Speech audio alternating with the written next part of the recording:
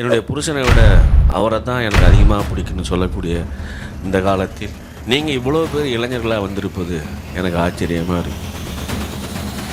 தோதூர் ஆற்றுல புளியமரத்துக்கு கீழே பட்டினவர் தான் அவர் உருவாக்குனது என்ன தெரியுமா? எளிமை. நான் முக்கியம் இல்லை, இந்த சமூகம் முக்கியம், இந்த தமிழ் பண்பாடு முக்கியம், மூட நம்பிக்கை பின்பற்றுற சமூகம் ஒருபோதும் இருக்கக்கூடாதுன்னு போராடினவர் தான் அண்ணா. அண்ணா தமிழ் தமிழ் தமிழ் முன்னாடி பட்டினார். அண்ணா பேரில் கட்சி வச்சிருக்கானு பாரு, அவனை எடுத்த உடனே அண்ணா நாமக்க வாழ்கான்ட்டானு. நாமம்னா வடமொழி. வடமொழி வந்து சீதையை முன்னிறுத்தியது, ராமாயணத்தை முன்னிறுத்தியது. அண்ணாவும் அண்ணாவுடைய தம்பிகளும் எதை முன்னிறுத்தினார்கள் என்றால் சங்க இலக்கியத்தை முன்னிறுத்தினோம், நீதி இலக்கியத்தை முன்னிறுத்தினாங்க. சீதையை முன்னிறுத்தினா நாங்கள் கண்ணகியை முன்னிறுத்துவோம். அவர் ஒரு பெரிய அறிவியல் மேதை. யாரு? இந்திய பிரதமர். எல்லா நாட்டு அறிவியல் அறிஞர்களும் எல்லா நாட்டு பிரதமர்களும் கொரோனாவை ஒழிப்பதற்கான மருத்துவ ஆராய்ச்சி செய்து கொண்டிருக்கிற போது இந்திய பிரதமர் என்ன செஞ்சாரு? கை தட்டுங்க, விளக்கேத்துங்க. அவர்கள் சட்டத்திற்கு ஆதரவானவர்களா, ஜனநாயகத்துக்கு ஆதரவானவர்களா, மக்களுக்கு ஆதரவானவர்களா அப்படின்னு யோசிச்சா அவர்கள் மதத்திற்கு ஆதரவானவர்கள். 5000 ஆண்டுகளுக்கு முன்னாடியே நாங்கள் வந்து பிளாஸ்டிக் சர்ஜரி வச்சிருந்தோம் அப்படிங்கிறது உண்மையா? மூட நம்பிக்கை ஒழிப்பு, பெண் கல்வி, விதவை திருமணம், எது உண்மை? யார் வந்து நவீனத்துவத்திற்கு எதிரானவர்கள், மறுமலர்ச்சிக்கு எதிரானவர்கள்? எது மறுமலர்ச்சி? அண்ணா முதலமைச்சர் அமெரிக்காவுக்கு போறார், அன்னைக்கு அவர்கிட்ட கோட்டு சுட்டு இல்லை. அண்ணா எளிமை, இதை தான் அவர் கற்றுக் கொடுத்து போனார். நீங்களும் கற்றுக்கணும்.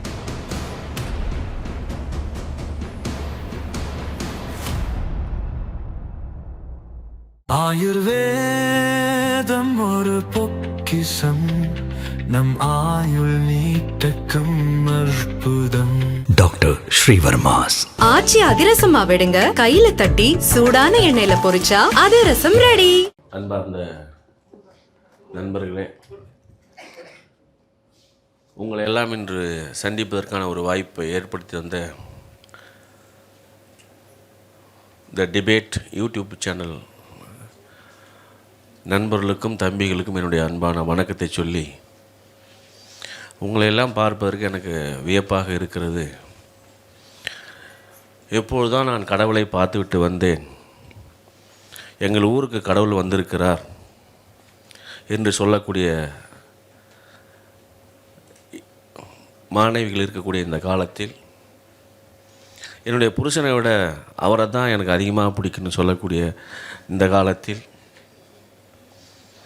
என்னை விட என் புருஷனை விட என் பையனுக்கு அவரை தான் பிடிக்கும்னு சொல்லக்கூடிய இந்த காலத்தில் நீங்கள் இவ்வளோ பேர் இளைஞர்களாக வந்திருப்பது எனக்கு ஆச்சரியமாக இருக்குது. அதற்காக முதலில் உங்களுக்கு என்னுடைய வாழ்த்துக்களை நான் தெரிவித்துக் கொள்ள விரும்புகிறேன். இந்த சந்தர்ப்பத்தில் நான் எப்படியும் 1 மணி நேரம் 2 மணி நேரம் பேச விடுவாங்க, மனசில் இருக்கிறதெல்லாம் பேசிட்டு வந்துடலான்னு நினச்சா நீங்கள் இவ்வளோ நேரம் தான் பேசணும்னு சொல்கிறாங்க. அதற்காக அவர்களுக்கு என்னுடைய வாழ்த்துக்கள், நன்றிகள். நான் பேச போகிறது மறுமலர்ச்சிங்கிற ஒரு வார்த்தை. ஆங்கிலத்தில் ரெனைசான்ஸ்னு சொல்லுவாங்க. உலகத்தில் எப்போது மறுமலர்ச்சி ஏற்பட்டுச்சு? தமிழ்நாட்டில் எப்போ மறுமலர்ச்சி ஏற்பட்டுச்சு? மறுமலர்ச்சின்னா என்ன? மறுமலர்ச்சியை ஆதரித்தவங்க யார்? மறுமலர்ச்சி உருவாக்கினவங்க யார்? மறுமலர்ச்சியை எதிர்த்தவங்க யார் அப்படின்னு நம்ம கொஞ்சம் பார்க்கலாம். இப்போ அண்மையில் இந்த சமூகம் மறுமலர்ச்சிக்கு நோக்கி போகுதா அல்லது மறுமலர்ச்சியை எதிர்த்து நிற்குதா அப்படிங்கிறதுக்கான விடை உங்களுக்கே தெரியும். சில கேள்விகளை உங்கள்கிட்ட கேட்கலாம். உச்சநீதிமன்ற நீதிபதி அவர்கள் நோக்கி ஒருவர் தன்னுடைய காலணியை தூக்கி வீசுகிறார். இது மறுமலர்ச்சி நோக்கி போகிற காலமா, அல்லது ஜனநாயகத்தை நோக்கி போகிற காலமா, அல்லது ஜனநாயகத்தை வலுப்படுத்துகிற காலமா, அல்லது சட்டத்தை மதிக்கிற காலமா?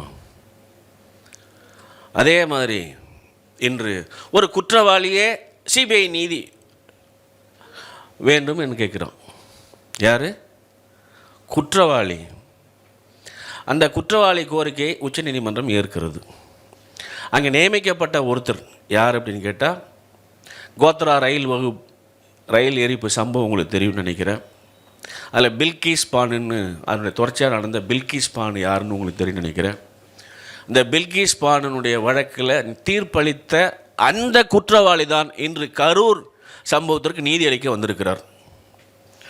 முஸ்லீம் பெண் என்பதற்காக அவருடைய சகோதரனை, தந்தையை, அனைவரையும் கொன்று அந்த பெண்ணை 11 பேர் கூட்டு பாலியல் பலாத்காரம் செய்து அந்த பெண்ணினுடைய வயிற்றில் இருந்த ஒரு குழந்தையை கிழித்தெடுத்து அதை தரையில் அடித்து கொன்றவர்களை உயர்ந்த ஜாதிகாரன் தப்பு செய்ய மாட்டோம், நன்னடத்தின் விதியின் அடிப்படையில் அவர்களை நான் விடுதலை செய்கிறேன் என்று சொன்ன நீதிபதி தான் இன்று கரூர் கொடூர சம்பவத்திற்கு சிபிஐ வழக்கினுடைய தலைவராக வருகிறார். அப்போது கரூர் வழக்கினுடைய நீதி எப்படி இருக்கும் என்பதை நீங்கள் முன்கூட்டியே தெரிந்து கொள்ள வேண்டும். அவர்கள் சட்டத்திற்கு ஆதரவானவர்களா, ஜனநாயகத்துக்கு ஆதரவானவர்களா, மக்களுக்கு ஆதரவானவர்களா அப்படின்னு நீங்கள் யோசித்தா அவர்கள் மதத்திற்கு ஆதரவானவர்கள், மூட நம்பிக்கைக்கு எதிரானவர்கள், ஆதரவானவர்கள். அப்படிப்பட்ட இந்த காலத்தில் நான் மறுமலர்ச்சி பற்றி பேச வேண்டும். சரி, அவருதான் அப்படி இருக்காரா? நம்முடைய இந்திய பிரதமர் இருக்கார் இல்லையா, இந்திய பிரதமர் எப்போதெல்லாம் தொலைக்காட்சியில் தோன்றுகிறாரோ அப்போதெல்லாம் இந்தியா ரோட்டுக்கு வந்துடும். நீங்கள் ரோட்டில் நின்ற ஆட்களில் ஒருத்தர் தான், நானும் ரோட்டில் நின்றுருக்கேன். அவர் முதலாக தொலைக்காட்சியில் தோன்றி பேசிய போது இந்தியா ரோட்டுக்கு வந்தது. அது டிமானிட்டைசேஷன், பண மதிப்பிழப்பு நடவடிக்கையின் போது இந்தியா ரோட்டுக்கு வந்தது. இரண்டாவது முறையாக அவர் டிவியில் தொலைக்காட்சியில் தோன்றி பேசினார். அப்போது லாக்டவுன் அறிவிப்பு. அப்போ லாக்டவுன் அறிவிப்பின் போதும் இந்தியா எங்கே வந்தது? ரோட்டுக்கு வந்தது. அவர் ஒரு பெரிய அறிவியல் மேதை. யார்? இந்திய பிரதமர். என் வாழ்க்கையில் இப்படி ஒரு அறிவியல் மேதையை நான் சந்தித்ததே இல்லை. கொரோனாவை கைத்தட்டி ஓட்டலான்னு சொன்னது, ஒழிக்கலான்னு சொன்னது நம்முடைய இந்திய பிரதமர் தான். விளக்கேற்றினா கொரோனா போனதுன்னு சொன்னது நம்முடைய இந்திய பிரதமர் தான். நம்மளும் விளக்கேற்றிருப்போம், கைத்தட்டிருப்போம். கொரோனா போச்சா இல்லையான்னு எனக்கு தெரியாது. எல்லா நாட்டு அறிவியல் அறிஞர்களும் எல்லா நாட்டு பிரதமர்களும் கொரோனாவை ஒழிப்பதற்கான மருத்துவ ஆராய்ச்சி செய்து கொண்டிருக்கிற போது இந்திய பிரதமர் என்ன செஞ்சார்? கைத்தட்டுங்க, விளக்கேற்றுங்க. இப்படி ஒரு அறிவியல் மேதையை என் வாழ்நாளில் சந்திச்சல, மனித வரலாற்றிலே சந்திச்சிருக்க முடியாது. இன்னொரு அறிவியலையும் அவர் சொன்னார். பிளாஸ்டிக் சர்ஜரி இந்தியாவில் 2000 ஆண்டுகளுக்கு முன்பே இருந்தது. பிளாஸ்டிக் சர்ஜரிக்கு இல்லையா, உறுப்பு இந்த இடத்துல இருந்து எடுத்து இந்த பக்கம் வைக்கிறது. அதுக்கு அவர் சொன்னது, விநாயகர் சிலை ஏன் இப்படி இருக்குது என்றால் இந்தியாவில் 2000 ஆண்டுகளுக்கு முன்பாகவே என்ன இருந்தது? பிளாஸ்டிக் சர்ஜரி இருந்தது. அந்த பிளாஸ்டிக் சர்ஜரியின் வழியாகத்தான் விநாயகர் உருவம் இப்படி மாற்றப்பட்டது. யார் சொன்னது? இந்திய பிரதமர். நம்ம பெற்றக்கூடிய பிரதமர் எப்படிப்பட்டவர்? சந்தோஷம். யார் நவீனத்துவத்திற்கு எதிரானவர்கள், மறுமலர்ச்சிக்கு எதிரானவர்கள் அப்படின்னு நீங்கள் கண்டுபிடிக்கிறதுக்காக சொல்கிறேன். நம்ம ஆண்டு கொண்டிருப்பவர்கள் யார் அப்படிங்கிறதா சொல்கிறேன். அதே மாதிரி ஆந்திரா பல்கலைக்கழகத்தில் ஒருத்தர் இருக்கார், வி நாகேஸ்வர ராவ். அவன் சொல்கிறான், மகாபாரதத்தில் போர் நடக்குது. மகாபாரத போர் நடக்கும்போது திருதராஷ்டிரனுக்கு கண்ணு தெரியாது. அவன் போர்க்களத்தில் இல்லை. அவனுக்கு சஞ்சயன்கிறவன் கதை சொல்லிகிட்டு இருக்கான். போர்க்களத்தில் இத்தனை பேர் போரில் ஈடுபட்டிருக்காங்க, இவ்வளோ யானைகள் ஈடுபட்டிருக்கு, குதிரைகள் ஈடுபட்டிருக்கு, இவ்வளோ போர் வீரர்கள் ஈடுபட்டிருக்காங்க, இவ்வளோ சண்டை நடக்குது, இவ்வளோ பேர் செத்து போயிட்டுருக்காங்கன்னு தகவல் சொல்லிகிட்டே இருக்கான். இது எப்படி அந்த காலத்தில் சாத்தியம்னு கேட்டால், அந்த Andhra university vice chancellor V Nageswara அந்த காலத்திலே இந்தியாவில் இன்டர்நெட் வசதி இருந்தது. மகாபாரத காலத்திலேயே இந்தியாவில் என்ன இருந்தது? இன்டர்நெட் வசதி இருந்தது அப்படின்னு ஆந்திராவுடைய யூனிவர்சிட்டி வைஸ் சான்சலர் சொன்ன வாக்கியம். இவர்கள் யார் அப்படின்னு. அப்புறம் விஷ்ணு இருக்கார் இல்லையா, அவர் அந்த காலத்திலேயே 22 வகையான விமானங்களை வைத்திருந்தார். ராமர்கள் இன்னொரு பிறப்பில் இருக்கும்போது அவருக்கு எத்தனை விமானம் இருந்தது? 22 விமானம் இருந்தது. அதுவும் புஷ்பக விமானம். நம்ம எப்போ முதல்ல விமானத்தை கண்டோம்? எப்போ முதல்ல நம்ம விமானத்தில் ஏறணும்? இந்தியா அவ்வளோ ஆண்டுகளுக்கு முன்னாடியே விமானம் கண்டுபிடிச்சிருந்தா உலகத்திலேயே அறிவியல் தொழில்நுட்பத்தில் எது முன்னே நின்றுக்கணும்? இந்தியா. ஆனால் இந்தியா அப்படி இல்லை. இன்னொரு அறிவாளி சொன்னால், சிறுநீர் குடித்தா பிரயாக் சிங் பால் அப்படின்னு ஒரு அறிவியல் மேதை சொல்கிறாரு, சிறுநீர் குடித்தா புற்றுநோய் குணமாகும். இது இல்லையா நான் ஏதோ கதை சொல்கிறேன்னு நினைக்கக்கூடாது. நீங்கள் உங்களுக்கு சந்தேகம் இருந்தால் ஹிந்து இங்கிலீஷ் பேப்பரில் இருக்குது, கேரவானுங்கிற பத்திரிகையில் இருக்குது. மறுமலர்ச்சிக்கு உருவாக்குனவர்கள் யார், மறுமலர்ச்சிக்கு எதிரானவர்கள் யாருங்கிறது தான் அந்த கேள்வி. அதுக்காக தான் இதெல்லாம் வருது. இவங்கெல்லாம் மறுமலர்ச்சி உண்டாக்குறவங்க. உன்னுடைய சிறுநீர் நீனே குடித்தா உனக்கே கேன்சல் ஆகிடுங்கிறது. அப்புறம் பீகார் முதல்வர் ஆஷுதோஷ் அப்படிங்கிறவர் டைனோசர் எப்போ கண்டுபிடிச்சோம், யார் கண்டுபிடிச்சா, எந்த அறிவியல் தொழில்நுட்பம் கண்டுபிடிச்சது அப்படின்னு சொல்ல அவர் சொல்கிறாரு, பிரம்மாங்கிற நம்முடைய கடவுள் தான் கண்டுபிடிச்சார் டைனோசருங்கிற விலங்கினத்தை கண்டுபிடிச்சது. அதே மாதிரி இப்போ அறிவியல் கோட்பாடு இருக்கு இல்லையா, ஐன்ஸ்டீனுடைய அறிவியல் கோட்பாடு, அந்த கோட்பாடு அறிவியலுக்கு எதிரானது அப்படின்னு சொல்கிறார் பஞ்சாப் முதல்வர். ஐன்ஸ்டீன் கோட்பாட்டோட உண்மையானது நம்முடைய கோட்பாடு அப்படின்னு சொல்கிறார். அதே மாதிரி டார்வினுடைய பரிணாம கோட்பாடு இருக்கு இல்லையா, அந்த கோட்பாட்டோட மத கோட்பாடு தான் முதன்மையானது, உண்மையானது அப்படின்னு சொல்கிறவர் யார், இந்திய ஒன்றிய அரசுடைய மனிதவள மேம்பாட்டுத்துறை அமைச்சர். டார்வின் கோட்பாடை நம்ம எல்லாரும் ஏற்றுக்கிட்டோம் இல்லையா, டார்வின் கோட்பாடு தான் அறிவியல் பூர்வமானது அப்படின்னு நம்ம சொல்கிறோம். ஆனால் அவன் என்ன சொல்கிறான், அது இல்லை, மத கோட்பாடு தான் முக்கியம்னு சொல்கிறோம். அப்புறம் மயிலாம் எப்படி கற்பமாகுது அப்படின்னு கேட்டால், அது மயில் வந்து இயற்கையில் புணர்ந்து கற்பமாவதில்லை, அது கண்ணீரை வடித்து குடித்து அதில் கற்பமாகுதுன்னு சொல்கிறாரு பஞ்சாப் நீதிமன்ற முன்னாள் உயர் நீதிமன்ற நீதிபதி. உலகத்திலேயே கண்ணீரை குடித்து ஒரு உயிரினம் கற்பமாகுமா? இவங்க யாரும் எளிய பதவியில் இல்லை, இவங்க எல்லாமே பெரிய இவங்க ரொம்ப அறிவியல் பூர்வமான அவ்வளோ இருக்கும். இப்போ மாசு இருக்குது, சுத்தமாக இல்லை. அதை சுத்தப்படுறதுக்கு என்னடா அறிவியல் பூர்வமான வழின்னா 50,000 மெட்ரிக் டன் மாமரத்தை யக்ஞம்னா என்னது, எரிய வச்சால் நம்முடைய சமூக சுற்றுச்சூழல் குறையும்னு சொல்கிறோம். அதுக்காக எரிச்சிருக்கணும். 15,000 மெட்ரிக் டன் மரங்களை எரித்தா புகை உண்டாகி மாசு ஏற்படுமா, மாசு குறையுமா? மாசை குறைப்பதற்கு இவருக்கு கண்டுபிடிச்ச அறிவியல் பூர்வமான கண்டுபிடிப்பு என்னது, மரத்தை எரிக்கிறது. அப்புறம் ஒருத்தர் சொல்லியிருக்கான், ஜுனைத் வேளாண் பல்கலைக்கழக, அதாவது மாடுகளில் சிறுநீரகத்தில் தங்கம் உள்ளது. இதில் இருக்குது தங்கம், போய் அவன் மண்ணில் நோண்டிகிட்டு இருக்கான். இவன் என்ன சொல்கிறான், மாட்டு மூத்தத்துலேயே தங்கம் இருக்குது. நம்முடைய மறுமலர்ச்சி இயக்கத்தார்கள். அதே மாதிரி பரத்வாஜ் முனிவர்னு ஒருத்தர் இருந்தார். 7000 ஆண்டுகளுக்கு முன்பாகவே இந்த விண்வெளி தொடர்பான ஆகாயம் விமானம் தொடர்பான அறிவியலை கண்டுபிடித்தவர் பரத்வாஜ் முனிவர்னு ஒரு மேதை சொல்லியிருக்கார். இவர் வந்து நிஷாங் பிஜேபி முன்னாள் உத்தரகாண்ட் முதல்வர். அறிவியலை விடவும் எது முக்கியமானது, ஜோதிடம் அப்படின்னு அவர் சொல்லியிருக்கார். 1000 ஆண்டுகளுக்கு முன்பாகவே அந்த பரத்வாஜ் முனிவர் வந்து அணுசோதனை நடத்தியிருக்கார். இப்படின்னு சொல்லிகிட்டே போகிறானோ. இப்போ உங்களுக்கு யூடியூப்பில் எல்லாருமே பார்த்துருப்பீங்க, ஒரு அனுராக் தாக்கூர்னு ஒரு ஆள், முன்னாள் பிஜேபி மந்திரி, இப்போ எம்பி. அவர் ஒரு ஸ்கூலுக்கு போய் ஒரு கேள்வி கேட்டார் பசங்கிட்ட. என்ன கேட்டார்னா, முதலாக நிலவில் காலடி வைத்தது யார் அப்படின்னு. யார்? பூரா பொய் சொல்கிறீங்க. அனுமன் போனார். நீங்கள் சொல்கிறது பூரா பொய். யார் போனது? அனுமன் தான் முதலாக நிலவுக்கு போனது, காலடி வச்சது. யார் சொன்னது? முன்னாள் ஒன்றிய அமைச்சர், இன்றைய பிஜேபியுடைய எம்பி. யார் புரட்சிகரமான ஆள்னு பார்த்துங்க. அதே மாதிரி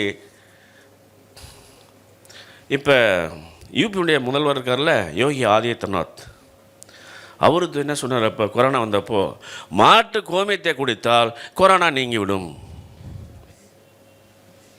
புரியுதா?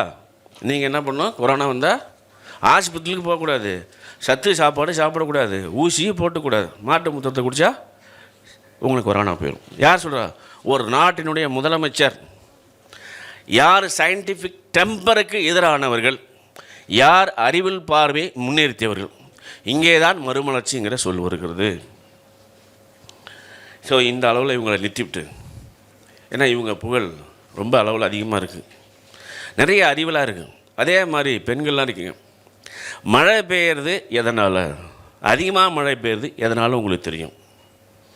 ஒரு முதல்வர் சொன்னார், பிஜேபியுடைய முதல்வர், பெண்கள் கேரளாவில் ஐயப்பன் கோயிலுக்குள் சென்றதால் தான் கேரளாவில் அதிக மழை பெய்தது. நீங்கள் ஏற்றுக்கிறீங்களா? இந்த நாட்டில் இருக்கக்கூடிய எல்லா பெண்களையும் அவமானப்படுத்தக்கூடிய ஒரு சொல். அதே மாதிரி நம்முடைய பிரதமர் இதே நாடாளுமன்ற தேர்தலில் பஞ்சாபில் பேசும்போது, யூபியில் பேசும்போது என்ன சொன்னார்? முஸ்லீம்கள் எல்லாம் இந்து பெண்களுடைய தாலியை அறுத்து விடுவார்கள் அப்படின்னு சொன்னது யார்? பிரதமர். இந்த பிரதமர் தான் நம்முடைய 3வது முறையாக பிரதமர் இருக்கிறார். இங்கே திரும்பவும் வருகிறது. இது ஒரு சில உதாரணங்கள் தான். அவர்கள் உளறிய அறிவியலுக்கு எதிரான மனப்பான்மை கொண்டவர்கள். இங்கே இந்த ரெனைசான்ஸ்ன்னு ஒன்று வருது, மறுமலர்ச்சி.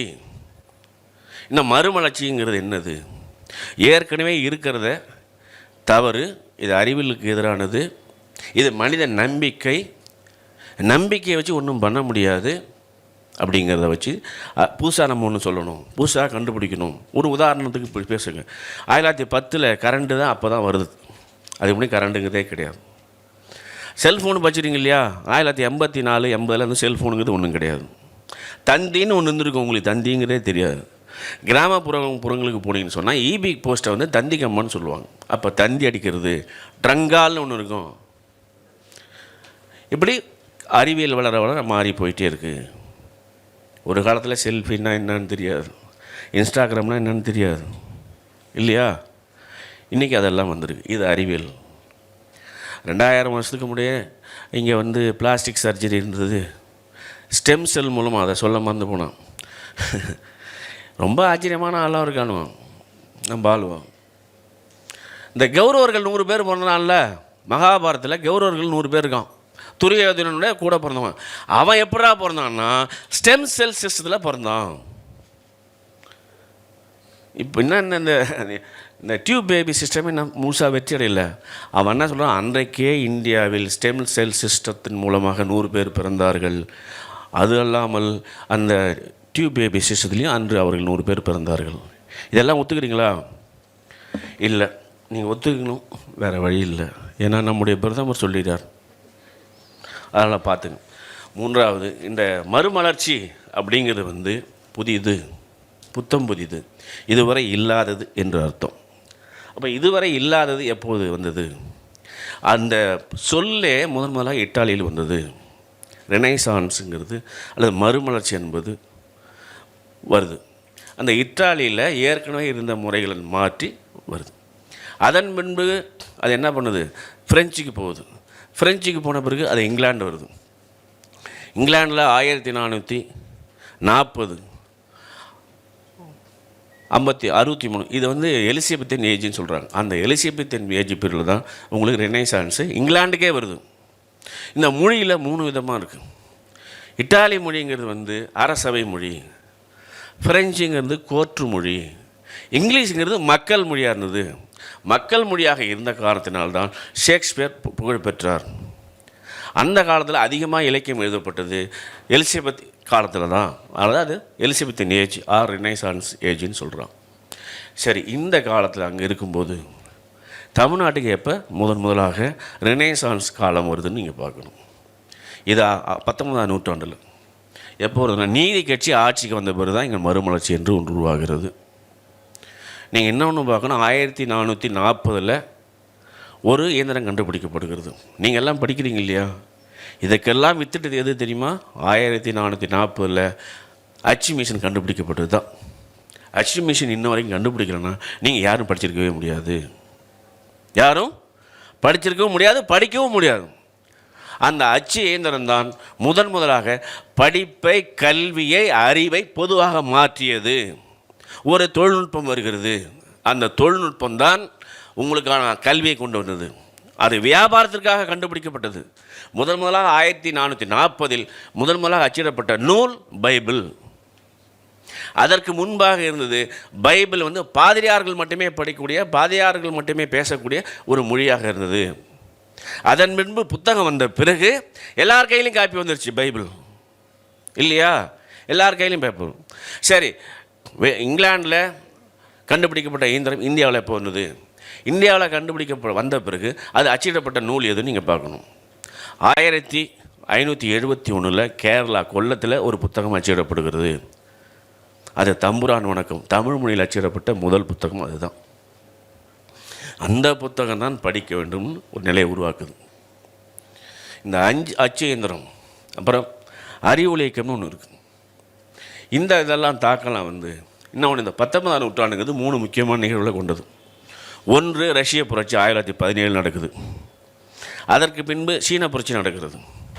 இந்த புரட்சிக்கு இடையில் 1921 நீதி கட்சி தமிழ்நாட்டில் ஆட்சிக்கு வருது. அவங்க தான் முதலாக எல்லோருக்கும் எல்லாம் என்ற நிலைப்பாட்டை எடுக்கிறார்கள்.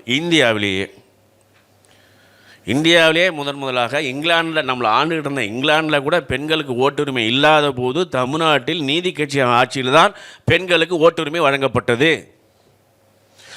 முதலாக இங்கே தான் அனைத்து ஜாதியருக்கும் இடஒதுக்கீடு, வேலைவாய்ப்பில் இடஒதுக்கீடு, தேர்தலில் இடஒதுக்கீடு, பெண்களுக்கு இடஒதுக்கீடு, இந்த சமூகத்தால் புறக்கணிக்கப்பட்ட தாழ்த்தப்பட்ட பிற்படுத்தப்பட்ட மக்களுக்கும் இடஒதுக்கீடு, கல்வியில் இடஒதுக்கீடு, படிப்பில் இடஒதுக்கீடு, வேலைவாய்ப்பில் இடஒதுக்கீடு. யார் கொண்டு வந்தது? இந்த மறுமலர்ச்சி இயக்கம். எங்கே இதுவரைக்கும் சொன்னது மறுமலர்ச்சி இல்லை, இப்போ சொல்கிறதா மறுமலர்ச்சி. இதுவரை இல்லாதது. நடந்தால் தீட்டு, எச்சில் தூப்புனா தீட்டு, முழங்கால் மேலே சேலை கட்டினா அது கால் வரைக்கும் சேலை கட்டினா அது குற்றம், மாராக்கு போட்டால் அது குற்றம், ஜாக்கெட்டு போட்டால் குற்றம் அப்படின்னு சொல்லியிருந்தேன். அந்த காலத்தில் உங்களுக்கு தெரியும், மாராப்பு சேலை போராட்டம்னு ஒன்று நடத்தினாங்க. இந்த மாரில் சேலையை போடக்கூடாதுன்னு சொல்லியிருந்த அந்த சமூகம் தான் இது. இதுக்கெல்லாம் எதிராக போராடியது இந்த மறுமலர்ச்சி இயக்கம் தான். இந்த மைக்கு வேலை செய்யல நினைக்கிறேன். ஏன் உண்மையை சொல்லும்போது ஏன் மைக்கு ஆஃப் பண்ணுறீங்க? முதல்ல அச்சு இயந்திரம் வருது. அந்த அச்சு இயந்திரத்தின் மூலமாக பெரியார் சில பத்திரிகை நடத்துகிறார். உங்களுக்கு அந்த பத்திரிகையில் முதலாக தமிழ்நாட்டில் ஒரு மறுமலர்ச்சியை உருவாக்கியவர் என்றால் அது அண்ணா மட்டாகத்தான் இருக்க முடியும். ஏன்னா அவர்தான் முதலாக பேச்சு தமிழ் என்ற ஒரு அடையாளத்தை உருவாக்கினார். அவர்தான் முதலாக உரைநடை தமிழை தமிழில் உருவாக்கினார். அவர்தான் நாடக தமிழை உருவாக்கினார். அவர்தான் பத்திரிகை தமிழை உருவாக்கினார். அவர்தான் சினிமா தமிழை உருவாக்கினார். அதுக்கு நிறைய உதாரணம். முதலாக பத்திரிகையில் எடிட்டராக இருக்கும்போது, அதுக்கு முன்னாடி 1910, 20 இருந்த உங்களுடைய தமிழ் மொழி வேறு, உங்களுடைய பேரே வேறு. அது வடமொழி காலம். நீங்கள் இப்போ இன்றைக்கி இருக்கக்கூடிய பல பிள்ளைகளுக்கு வடமொழி பேராக தான் இருக்கும், வாயிலே சொல்ல முடியாது. நம்முடைய தாத்தா பாட்டியெல்லாம் அந்த பேரை சொல்கிறதுக்கு சித்திரவதைப்பட்டு சாவுறானுவோம். இந்த மாதிரி திருப்பி ஒரு பேர் கொண்டாண்டிங்க. அன்றைக்கி சுவாமி சுவாமி சுவாமின்னு பேர் வச்சானுவோம். இன்றைக்கி வேறு விதமாக மாறி போச்சு. இதில் எல்லாம் ஒரு பெரும் மாற்றத்தை மறுமலர்ச்சி உருவாக்கிய அண்ணா தான். இன்னொன்று, முதலாக அவர் தான் சிறுகதை எழுதுகிறார்.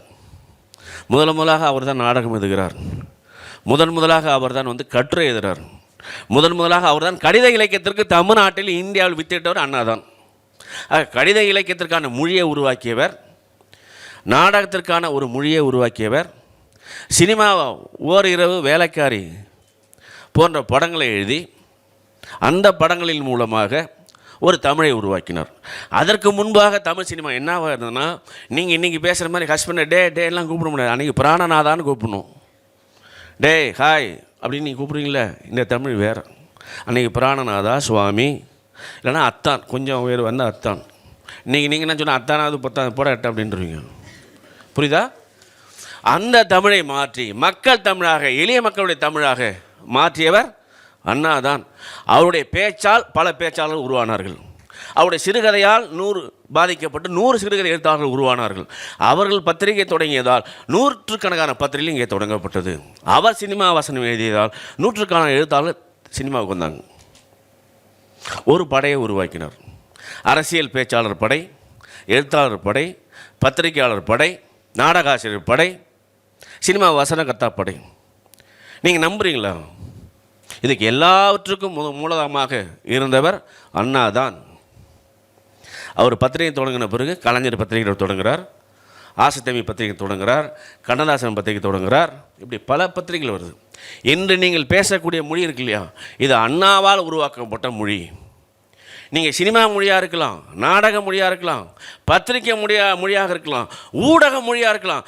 எல்லா மொழிக்கும் மூலதனம் அண்ணா தான். அந்த அண்ணா உருவாக்கிய மொழியைத்தான் கலைஞர் பின்பற்றி கொண்டு வந்தார், நெடுஞ்சனையும் கொண்டு வந்தார். இல்லை என்ன ஒரு குடும்பம் தெரியுமா? அண்ணா கட்சி வச்சுருக்கானு உள்ள அண்ணா தமிழ் தமிழ் தமிழ் முன்னாடி படுத்தினார். அண்ணா பேரில் கட்சி வச்சுருக்கானு பாரு, அவனை எடுத்த உடனே அண்ணா நாமக்க வாழ்கான்ட்டானோ. அண்ணா நாமம்னா வடமொழி. அண்ணா வடமொழி கூடாது, வடமொழி கலப்பு கூடாது, நல்ல தமிழ், மக்கள் தமிழ், எளிய மக்களுடைய தமிழ் எழுத வேண்டும் என்று தான் நாடகம் எழுதினார், சினிமா எழுதினார், பாட்டு எழுதினார், கவிதையும் எழுதியிருக்கார். இவ்வளோ பெரிய போராட்டத்தை அவர் உருவாக்கினார். இன்னொன்று, அண்ணாவுடைய வெற்றி என்பது அவர் தன்னை முன்னிறுத்தவில்லை, இந்த சமூகத்தை முன்னிறுத்தினார். அவர் தன்னை மட்டுமே அங்கே எல்லா இடத்திலும் நிறுத்தலை, தனக்கான ஒரு படையை முன்னிறுத்தினார். அண்ணாவை ஒட்டி தான் கலைஞர் வருகிறார், கலைஞரை ஒட்டி தான் ஏவிபி ஆசைத்தம்பி வருகிறார், ராதா மணாலம் வருகிறாரு, அரங்கண்ணல் வர்றாரு. இப்படி நூற்றுக்கணக்கான இன்று இலக்கியம் இவ்வளோ பரவலாக இருக்கிறதுக்கு, மொழி இவ்வளோ எளிமையாக இருக்கிறதுக்கு, இலக்கணம் இவ்வளோ எளிமையாக இருக்கிறதுக்கு, நீங்கள்லாம் இயல்பாக பேசுகிறதுக்கு முதலாக இந்த மண்ணில் விதை ஊன்றியவர் அண்ணா அவர் தான். அதுதான் கலைஞர் நீங்கள் பார்த்தீங்கன்னா எதிர்த்தாலும் அண்ணான்னு தான் சொல்லுவார். அண்ணா மேம்பாலம், அண்ணா நூற்றாண்டு நூலகம், அண்ணா யூனிவர்சிட்டி, புரியுதா? அண்ணாவுடைய தனிப்பட்ட வாழ்க்கை நிறைய இருக்குது. என்ன இதில் அவர் எந்தெந்த விதமாக இருக்குது அப்படின்னு 2-3 விஷயம். சரி, இவர் ஒரு 2 விஷயம் இருக்குது. வடமொழி சீதையை முன்னிறுத்தியது, ராமாயணத்தை முன்னிறுத்தியது, மகாபாரதத்தை முன்னிறுத்தியது. அண்ணாவும் அண்ணாவுடைய தம்பிகளும் எதை முன்னிறுத்தினார்கள் என்றால் சங்க இலக்கியத்தை முன்னிறுத்தினோம், பக்தி இலக்கியத்தை முன்னிறுத்தலை, நீதி இலக்கியத்தை முன்னிறுத்தினாங்க, அற இலக்கியத்தை முன்னிறுத்தினாங்க, திருவள்ளுவரை முன்னிறுத்தினாங்க. சீதையை முன்னிறுத்தினா நாங்கள் கண்ணகியை முன்னிறுத்துவோம், புரியுதா? கண்ணகி வேறு, சீதை வேறு. சீதை கணவனுக்கு உட்பட்ட ஒரு அடிமை சின்னம், கண்ணகி நீதியை நிலைநாட்ட கூட ஒரு சின்னம். கண்ணகி சிலையை கூட தூக்கி உள்ளே வச்சாங்க. கண்ணகி எதுக்காக முன்னிறுத்தினாங்கன்னா ஒரு மாற்று, ஆரியம் ஒன்றை நிறுவினால் அதை நாங்கள் மாற்றுவோம், மறுக்கிறோம், மாற்றை முன்வைக்கிறோம். திராவிட இயக்க இலக்கியம் என்பது, அண்ணா எழுதிய இலக்கியம் என்பது, கலைஞர் எழுதிய இலக்கியம் என்பது, அதை தொடர்ச்சியாக வந்தவர் எழுதுகிற இலக்கியம் என்பது மாற்று இலக்கியம், மறுப்பு இலக்கியம், அதுவே திராவிட இலக்கியம். நீங்கள் சீதையை முன்னிறுத்துறீங்க, நாங்கள் கண்ணகியை முன்னிறுத்துகிறோம். நீ பேயை முன்னிறுத்துற, நாங்கள் அறிவியலை முன்னிறுத்துகிறோம். நீ கற்பனையை முன்னிறுத்துற, நாங்கள் யதார்த்தத்தை முன்னிறுத்துகிறோம். நீ தேவ பாஷைன்னு சொல்கிற, நான் பல்லாம்பரியான் சக்கிலி மன்னா தோட்டி தம்மனுடைய மொழியை முன்னிறுத்துகிறோம். நீ மகாபாரத கதை மன்னருடைய கதையை முன்னிறுத்துற, நான் ரோட்டில் போகிறவனுடைய கதையை முன்னிறுத்துறேன். எது இலக்கியம், எது இலக்கியம் இல்லை என்பதற்காக சொல்கிறேன். ஆரியம் முன்னிறுத்தினா அல்லது வடமொழி முன்னிறுத்தினா அத்தனையும் கற்பனை கதைகள், கட்டுக்கதைகள். ஆனால் திராவிட இயக்கம் எழுதிய இலக்கியம் என்பது, உருவாக்கிய மொழி என்பது மக்கள் மொழி, மக்கள் இலக்கியம். திராவிட இயக்க எழுத்தாளர்கள் இங்கே தமிழ் உருவாவதற்கு முன்பாக, அண்ணா அதை தொடங்கி வைப்பதற்கு முன்பாக என்ன இலக்கியம் இருந்தது? ஐயர் இருப்பார், செட்டியார் இருப்பார், புள்ளமார் இருப்பார், எல்லாம் இருப்பார். அங்கே இருந்தார்கள், எல்லோரும் தோட்டியாக இருந்தார்கள், வேலையாளாக இருந்தார்கள், பண்ணையாளாக இருந்தார்கள். பண்ணையாலும் கதாநாயகனாக மாற முடியும். பண்ணையால் பேசுகிற மொழியும் இலக்கிய மொழிதான். வேலைக்காரி பேசுகிற வாழ்க்கையும் இலக்கிய வாழ்க்கை தான். வேலைக்காரி பேசுகிற மொழியும் இலக்கிய மொழிதான் என்று நிரூபித்தது திராவிட இயக்க எழுத்தாளர்களுடைய இலக்கியம். இந்த இலக்கியம் உங்களுக்கு நிஜமா? புஷ்பக விமானம் வச்சுருந்தார்கள். 5000 ஆண்டுகளுக்கு முன்னாடியே நாங்கள் பிளாஸ்டிக் சர்ஜரி வச்சுருந்தோம் அப்படிங்கிறது உண்மையா? இல்லை ஸ்டெம் செல் மூலமாக நாங்கள் அறிவியலை முன்னிறுத்தணும் அப்படின்னு சொல்கிறது உண்மையா? எது உண்மை, எது மறுமலர்ச்சி? மூடநம்பிக்கை ஒழிப்பு, பெண் கல்வி, விதவை திருமணம், மிக முக்கியமாக திராவிட இயக்கம் முன்னிறுத்திய மிக முக்கியமான கொள்கை பெண் கல்வி தான், விதவை திருமணம் தான். இன்றைக்கி தமிழ்நாட்டில், இந்தியாவில் 42% பெண்களுடைய உழைப்பு என்பது தமிழ்நாட்டில் தான் இருக்குது. இந்தியாவில் எங்கேயுமே கிடையாது. பெண்களுடைய உழைப்பு பங்களிப்பு இருக்கு இல்லையா, இந்தியாவில் 42% இங்கே தான் இருக்குது. இந்தியாவில் பெண் கல்வி உயர்கல்வி படிக்கிறது எங்கே இருக்குது? நம்பர் 1 தமிழ்நாடு தான் இருக்குது. அதிகமாக அரசாங்க வேலையில் இருக்கா? இங்கே தான் இருக்காங்க. இதற்கெல்லாம் வித்துட்டது யாருன்னா அண்ணா, அவருடைய தொடர்ச்சிகள் தான். இந்தியாவிலே முதலாக 1989 பெண்களுக்கு சொத்தில் சமபங்கு உரிமை உண்டுன்னு சொல்லி சட்டம் கொண்டது எங்கே? டாக்டர் கலைஞர் அவர்கள் தான். இன்னொன்று சொல்கிறேன், அம்பேத்கரை ஏன் தன்னுடைய பதவியை ரிசைன் பண்ணார்? சட்ட அமைச்சராக இருந்தார் இல்லையா? சட்ட அமைச்சராக இருக்க ஒருத்தர் ஏன் தன்னுடைய பதவியை ரிசைன் பண்ணார்? அவர் இந்து மசோதா கொண்டு வர்றார். இந்து மசோதாவில் ஒரே ஒன்று இருக்குது, பெண்களுக்கு சொத்தில் சமபங்கு உரிமை வேண்டும்னு அம்பேத்கர் கொண்டு வந்த சட்டத்தை அன்றைக்கு இருக்கிற பார்லிமெண்ட்டில் மெம்பர்ஸ் ஏற்றுக்கல. நான் கொண்டு வந்த சட்டத்தை இந்த சமூகத்தில் சரிபாதியாக இருக்கிற பெண்களுக்கு கொண்டு வரும் சட்டத்தை எதிர்க்கிறீர்கள் இல்லையா? நீங்கள் இந்த சமூக விரோதிகள். இந்த சமூக விரோதிகளோடு நான் அமைச்சரவையில் ஒன்றாக அமர மறுக்கிறேன் அப்படின்னு சொல்லி தான் அந்த சட்டத்தை நிறைவேற்றாமல் வெளியே வர்றார். அப்போ அவர் சொன்னார், நான் இந்த சட்டத்தை இன்று நிறைவேற்றாவிட்டாலும் கூட என்றாவது ஒருவன் வருவான், அவன் இந்த சட்டத்தை நிறைவேற்றுவான்னு சொன்னார். அந்த சட்டத்தை நிறைவேற்றின ஒரு டாக்டர் கலைஞர் தான் தமிழ்நாட்டில் முதலாக பெண்களுக்கு. அதே மாதிரி இந்தியாவிலே முதலாக பெண்களுக்கு உள்ளாட்சியில் 23% இடம் ஒதுக்கிறது கலைஞர் தான். இன்றைக்கு இருக்கிற முதலமைச்சர் பெண்களுக்கு உள்ளாட்சி 50% இடம் ஒதுக்கீடு. பாலபாரதி அவர்கள் சொன்னார்கள், ஒரு பகுதி உண்மை, மறுபகுதி அவர் சொல்ல மறுத்துவிட்டு போய்விட்டார். சட்டமன்றத்திலே பெண்கள் இல்லை, நாடாளுமன்றத்திலே பெண் உறுப்பினர்கள் இல்லை, ஆனால் தமிழ்நாட்டில் 50% பெண்கள் உள்ளாட்சியில் இருக்கிறார்கள் என்பதுதான் உண்மை. ஆகவே திராவிட இயக்கம் இலக்கியம் முன்னிறுத்துவது, அண்ணா முன்னிறுத்துவது என்ன? அண்ணாவுடைய சிறப்பு, அண்ணாவுடைய தனிப்பட்ட வாழ்க்கையில் நீங்கள் கேட்கணும்.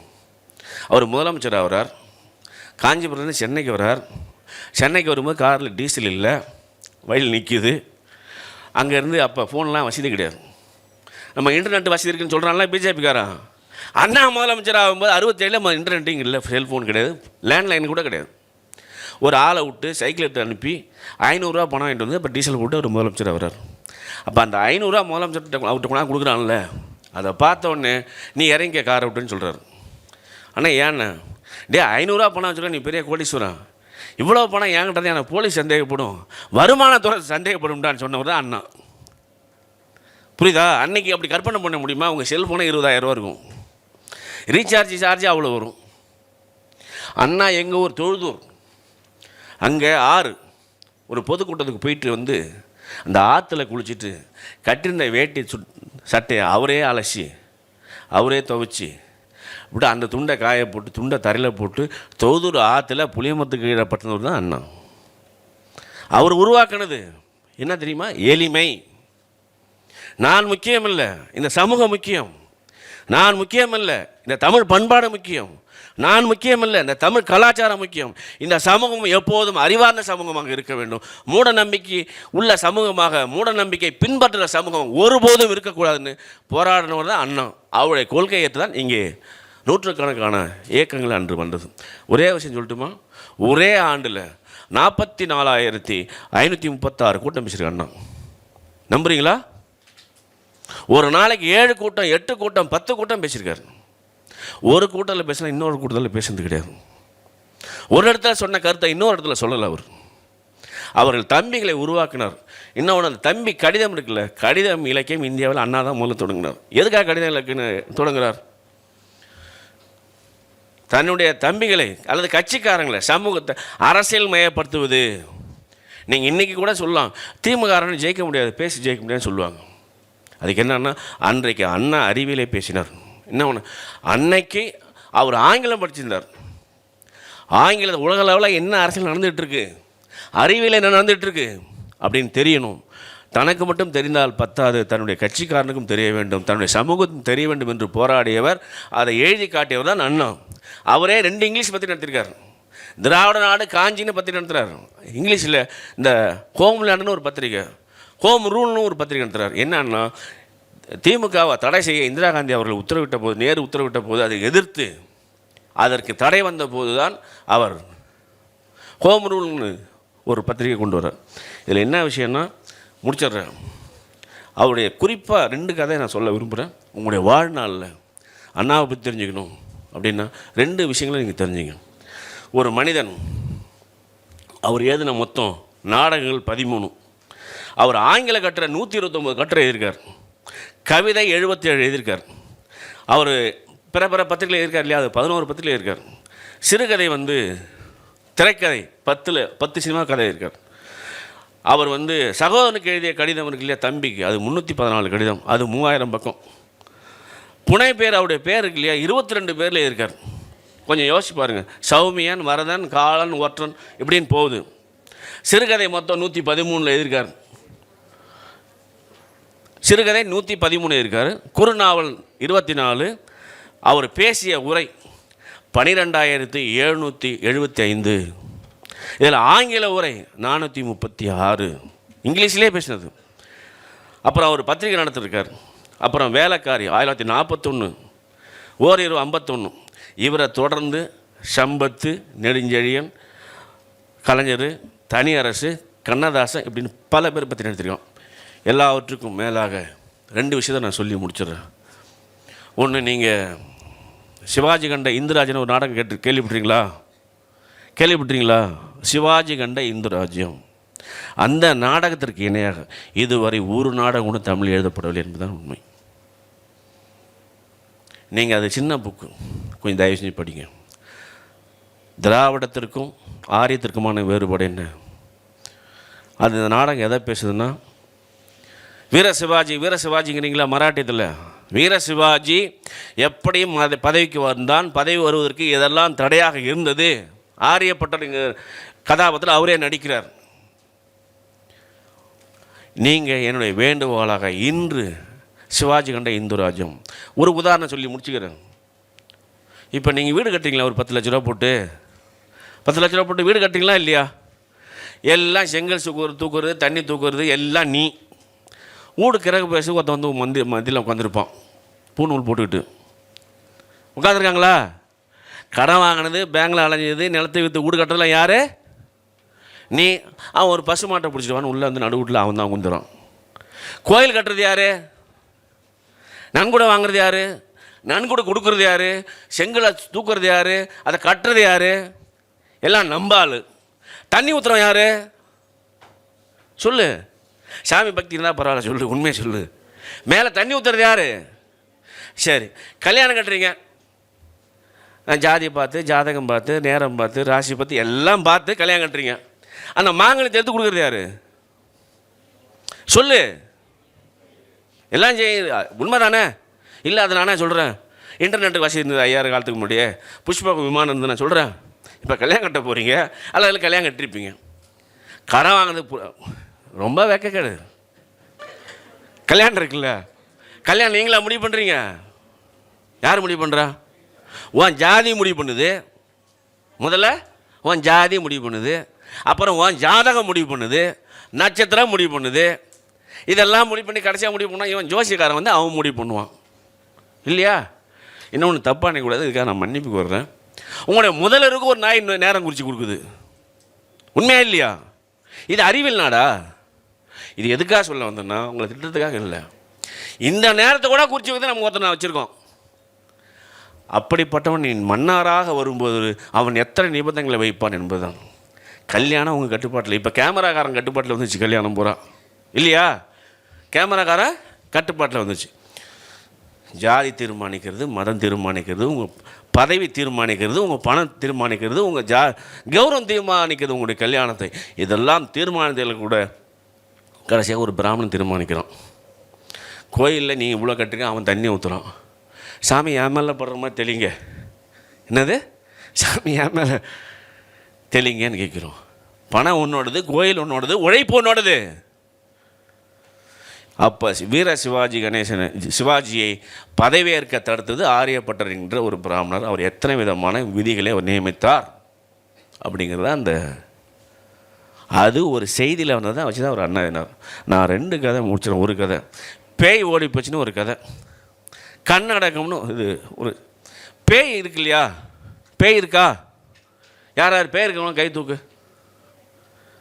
என்ன பார்த்தாலே உங்களுக்கு பேய் மாதிரி தெரியுதா?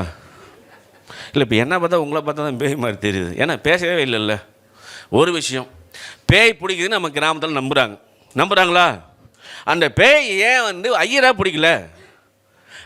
செட்டியார் விட்டு அம்மாவை பிடிக்க மாட்டேங்குது, ஐயரை விட்டு மாமியே பிடிக்கல, செட்டியார்ட்ட அம்மாவை பிடிக்கல, புள்ளமார ஆட்சியாக பிடிக்கல, நாயுடு பொம்பளையே பிடிக்கல, எல்லா ஜாதி பொம்பளையும் பிடிக்கல, காலனிக்காரன் மட்டும் எப்படி பேய் பிடிக்குது?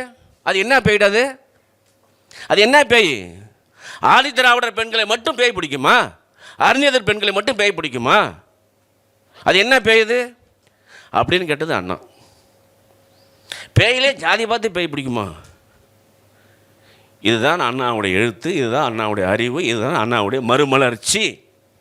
எவனா சொர்க்கலோகம் இருக்குன்னு எதுனா உடனே அண்ணாவும் அவருடைய தமிழ்லாம் கேள்வி கேட்பான். சொர்க்கலோகம் எத்தனை கிலோமீட்டரில் இருக்குது? நரகலோகம்னு ஒருத்தன் எழுதுவான். அப்படி எழுதுறவன் இருக்கான். இன்னும் இருக்கான். ஏன்னா பிரதமரே சொல்கிறாருல்ல, பிளாஸ்டிக் சர்ஜரி இருக்குன்னு சொல்லும்போது பேய் இருக்குன்னு சொல்லக்கூடாதா? அப்போது நரகம் என்றால் எவ்வளோ தூரத்தில் இருக்குன்னு கேள்வி கேட்குறவன் ஒருத்தர் இருக்கான். சொர்க்கம்னு ஒன்று இருக்குன்னா எவ்வளோ தூரம்னு கேட்குறவன் ஒருத்தர் இருக்கான். சொர்க்கம்னு இருக்குன்னு சொல்கிறவன் ஒருத்தர் இருக்கான். நரகம்னு ஒன்று இருக்குன்னு சொல்கிறவன் இருக்கான். இவன்லாம் ஜாதியை கடைப்பிடிக்கிறவன். உன்னுடைய சாமி இருக்குல்ல, அது ஜாதியை கடைப்பிடிக்குது. உன்னுடைய சாமி இருக்கு இல்லையா, அதுதான் உன்னை தீண்டாதான் ஒரு ரோட்டை சொல்லுது. ஆகவே அறிவியலை நம்பு, உண்மையை நம்பு, சமூகத்தின் மீது அக்கறை கொள்ளு. இந்த சமூகம் இழிவுபட்ட பாவப்பட்ட சமூகமாக இருக்கக்கூடாது, மேம்பட்ட சமூகமாக இருக்கணும், அறிவியல் சமூகமாக இருக்கணும், உலகத்தோடு போட்டு போடக்கூடிய சமூகமாக இருக்கணும் அப்படின்னு சொல்லி போராடின ஒரு தலைவர் தான், எழுத்தாளர் தான், நாடக வசனகர்த்தா தான், பத்திரிகையாளர் தான், கவிஞர் தான் அண்ணா. அவர் உருவாக்கிய, அவர் போட்ட விதையினுடைய விளைச்சல் தான் இன்று நாம் அனுபவித்துக் கொண்ட அத்தனை வசதிகளும் வாய்ப்புகளும். இன்றைக்கு இருக்கக்கூடிய முதலமைச்சர் தான் சொன்னார், நீ படி படி படி அப்படின்னு சொல்கிறார். இந்த இயக்கம் எல்லோருக்கும் எல்லாம் ஏற்றத்தாழ்வற்ற ஒரு சமூகத்தை அமைப்பது, சாதிய சமூகமற்ற நீக்குவது என்பதுதான். இப்போது கூட இன்றைக்கு இருக்கக்கூடிய முதலமைச்சர் காலனி என்ற சொல்லி இனிமேல் தமிழ்நாட்டு ஆவணங்கள் இருக்கக்கூடாதுன்னு ஒரு சட்டத்தை கொண்டு வந்திருக்கார். ஆகவே நீங்கள் அறிவியல் சமூகத்தை நம்ப வேண்டும் என்றால் நீங்கள் அண்ணாவை அறிய வேண்டும், திராவிட இயக்கத்தை அறிய வேண்டும். இந்த திராவிட இயக்கத்திற்கும் அதற்கு எதிராக இருக்கக்கூடிய சக்திகளை நீங்கள் புரிந்து கொள்ள வேண்டும். இந்த சக்திகள் தீய சக்தி எது, நல்ல சக்தி எது, மறுமலர்ச்சி எது, மறுமலர்ச்சிக்கு எதிரானது என்பதை அறிவதற்கு நீங்கள் அண்ணாவை படிக்க வேண்டும் என்று கேட்டு இந்த வாய்ப்புக்கு நன்றி கூறி முடித்துக் கொள்கிறேன். நன்றி. ஒரு விஷயம் நான் ஃபோட்டோ பார்த்தவொன்னு சொல்கிறேன். அண்ணா முதலமைச்சர் அமெரிக்காவுக்கு போகிறார். அன்னைக்கு அவர்கிட்ட கோட்டு சூட்டு இல்லை. அந்த கோட்டு சூட்டு SS ராஜதான்ங்கிற ஒரு சினிமா நடிகர் அந்த ஷூட்டிங்காக வச்சுருந்த கோட்டு சூட்டை போட்டுட்டு போனவர் தான் அண்ணா. எளிமை, இதை தான் அவர் கற்றுக் கொடுத்து போனார். நீங்களும் கற்றுக்குங்க.